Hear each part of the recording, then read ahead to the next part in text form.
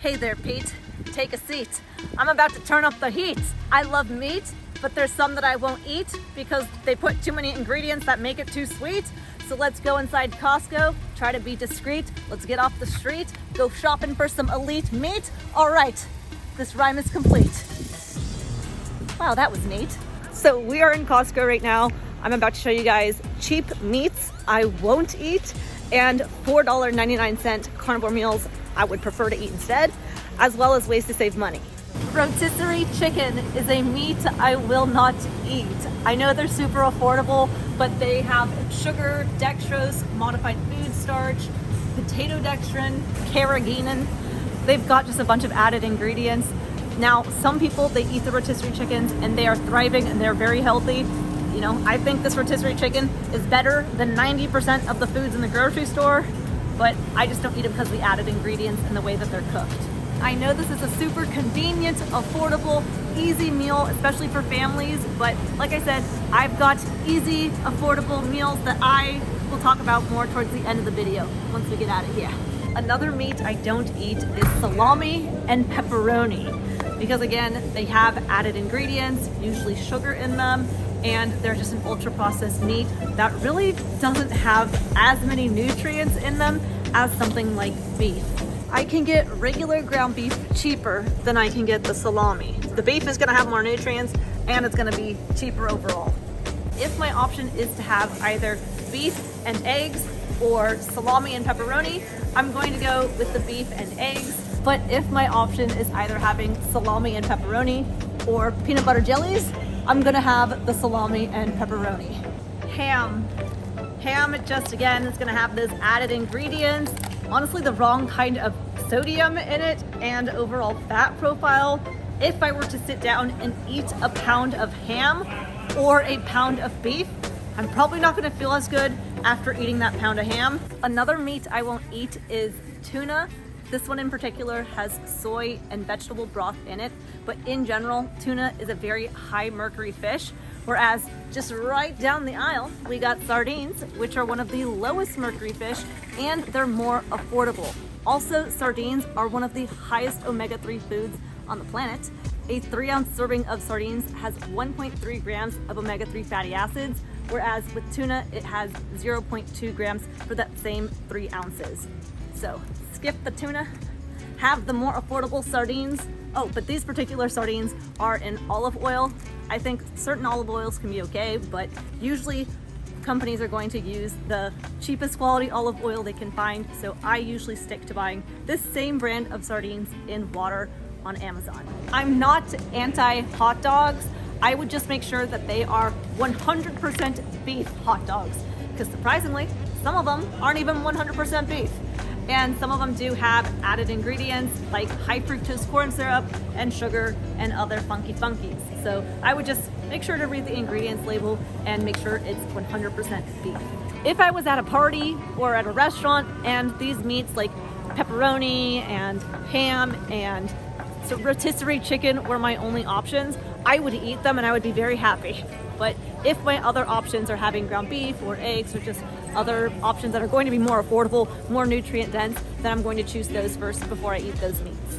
Beef jerky, oh my lord. Beef jerky is such a simple, fast thing to take and eat, but I'm telling you, I've scanned all of these beef jerkies and they have brown sugar, soy, lots of added ingredients. A beef jerky I recommend is called People's Choices beef jerky because it just has water, salt, and jerky. I really don't like demonizing foods or creating food fear, because for my personal health, I don't think the small amount of sugar in some of those meats is going to make or break my health. I just don't want to have them on a consistent daily basis. How we specifically save money on food is, one, when we travel, we will not buy airplane food. The night before we travel, we will make a pound of meat each, then we'll put it in the fridge, and the next day we'll have it when we travel.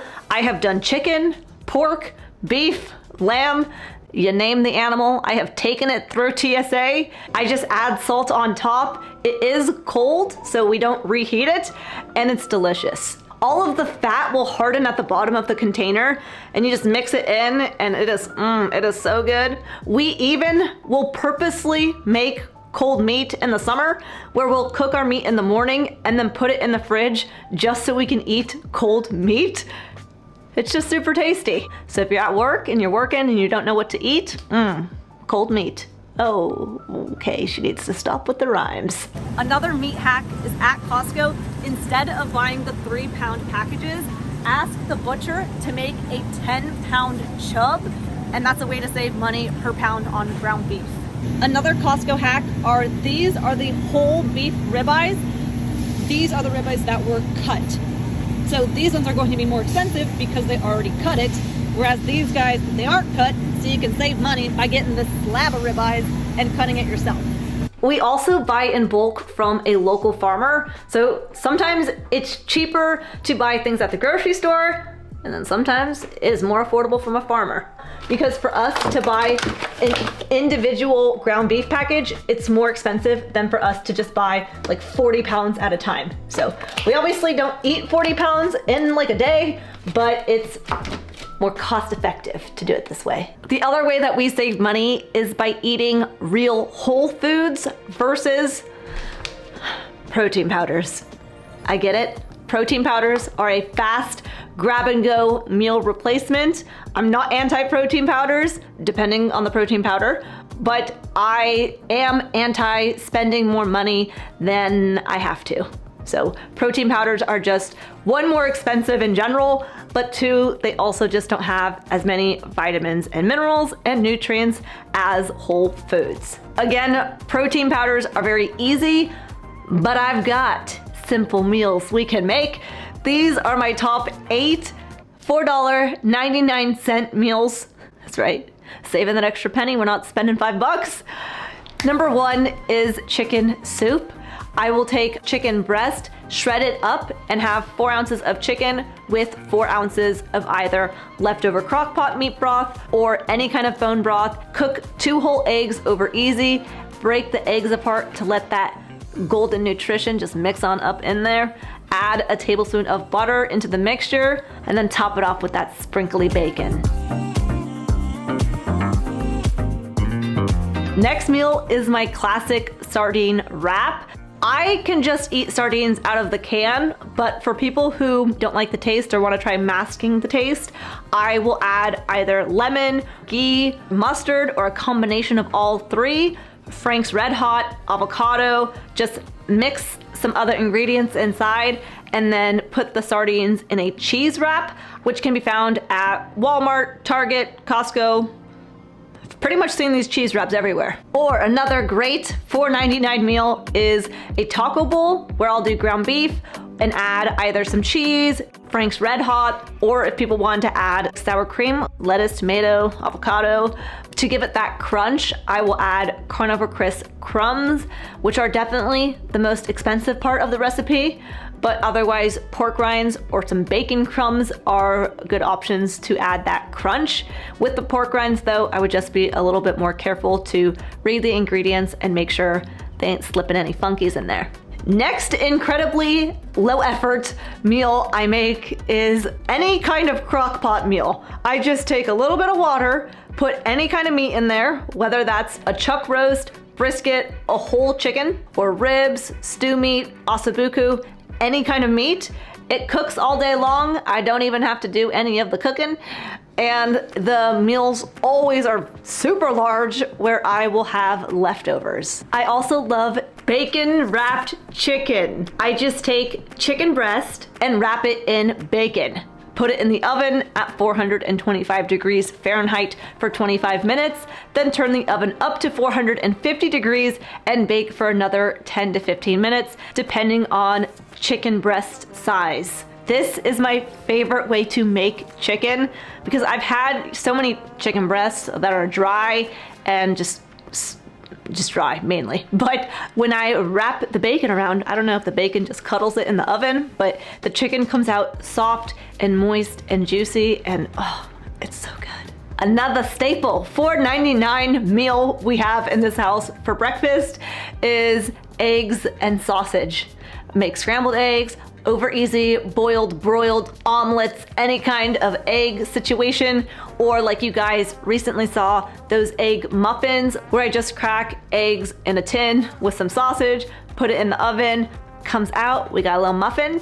And for people who work, these are really easy to take on the go and reheat. An easy pork chop recipe is turning the oven to 400 degrees, and while it's preheating, to take tallow or butter or ghee, put it in a cast iron pan, heat it up to medium to high heat, add the pork chops inside, cook for 3 to 4 minutes on each side, and then take them off. Put them, you can keep them in the cast iron pan and put them in the oven for 8 to 10 minutes. We don't do too much pork chopping, but pork chops are affordable and easy. And my favorite, $4.99, probably costs less meal that I make every day, multiple times a day, burger patties. If I'm really feeling frisky, I will add cheese and bacon. We got a cheese bacon burger. We just skip the buns. I'll add some mustard. Brycey boy's gonna put his apple cider vinegar on those bad boys. And that's, you know, the most affordable way that we eat burger patties. It's fast, it's easy, it's delicious. I hope you guys enjoyed today's video. If you did, make sure to give it a thumbs up. Also, please let me know what $5 meal you're eating that is not burger patties, because I would love to know. What are people eating that isn't burger patties?